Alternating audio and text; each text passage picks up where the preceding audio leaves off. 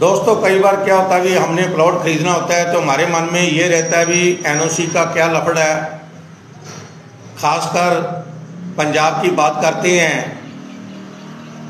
जब गैर कानूनी कॉलोनी में प्लॉट खरीदना है तो हमें क्या बातें ध्यान रखनी चाहिए। तो पहले तो मैंने एक वीडियो बनाई थी जिसमें प्रॉपर्टी एग्रीमेंट में मैंने काफ़ी बातें बता दी थी। आज मैं आपको एक दो बातें बताऊंगा जो एनओसी से संबंधित हैं। दोस्तों 1995 के बाद जो कॉलोनियाँ बिना परमिशन के सरकार के उड़ा के काटी गई थी उन कॉलोनियों को गैर कानूनी कॉलोनी करार दे दिया गया था। एक बार फिर सुन ले, 1995 के बाद जो कॉलोनी बिना परमिशन के सरकार के काटी गई थी उनको गैर कानूनी कॉलोनी करार दे दिया गया था। 2013 में बादल सरकार एक पॉलिसी बनाती है भी जिन लोगों ने गैर कानूनी कॉलोनियों में प्लॉट खरीदे हैं उनको राहत कैसी दी जाए। उसमें कुछ चेंजेस बाद में कैप्टन सरकार ने भी की। उसमें ये सिस्टम बनाया गया कि आपको प्लॉट और रेगुलराइजेशन की जो फीस है वो पे करनी पड़ेगी। जैसे कि अवोर सेकंड की बात करें तो यहाँ पे लगभग 16-17 रुपये पर फीट के हिसाब से चार्जेस लगते हैं। किसी भी आर्किटेक्ट के पास जाकर आप ऑनलाइन अप्लाई कर सकते हो। जब वो अप्रूव हो जाएगा तो आपको प्लॉट रेगुलराइजेशन का एक सर्टिफिकेट इशू होगा।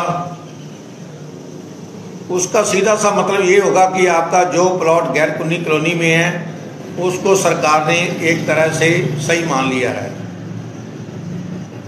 उसके बाद दूसरा स्टेप आता है एनओसी का। आप उसको साथ लगाकर एक फाइल बनाकर आर्किटेक्ट से फॉर्म भर के नगर निगम में कौंसल में जो है एनओसी के लिए अप्लाई कर सकते हैं।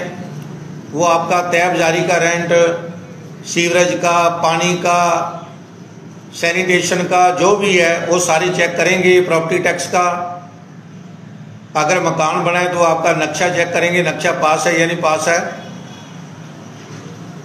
कूड़े की जो सफाई की पर्ची है उसकी पेमेंट ली जाती है और कौंसल नगर निगम की खुद अपनी फीस होती है। कुछ फीस वो लेते हैं, प्रॉपर्टी टैक्स लेते हैं। तो उसके बाद आपको वो 5-7 दिन के बाद एक एनओसी नो ऑब्जेक्शन सर्टिफिकेट जारी कर देते हैं। तो रजिस्ट्री कराते वक्त आपके पास गैर कानूनी कॉलोनी का प्लॉट रेगुलराइजेशन का सर्टिफिकेट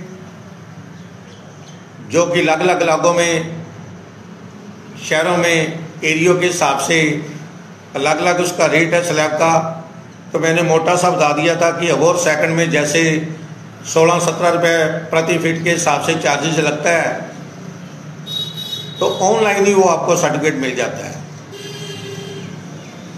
अगर आपकी प्रॉपर्टी के ऊपर किसी तरह का कोई विवाद है, कोई कोर्ट केस चल रहा है या कोई और डिस्प्यूट है, उसमें हो सकता है भी आपको जो एनओसी है, जो प्लॉट रेगुलराइजेशन का सर्टिफिकेट है, उसको लेने में बाधा हो जाए।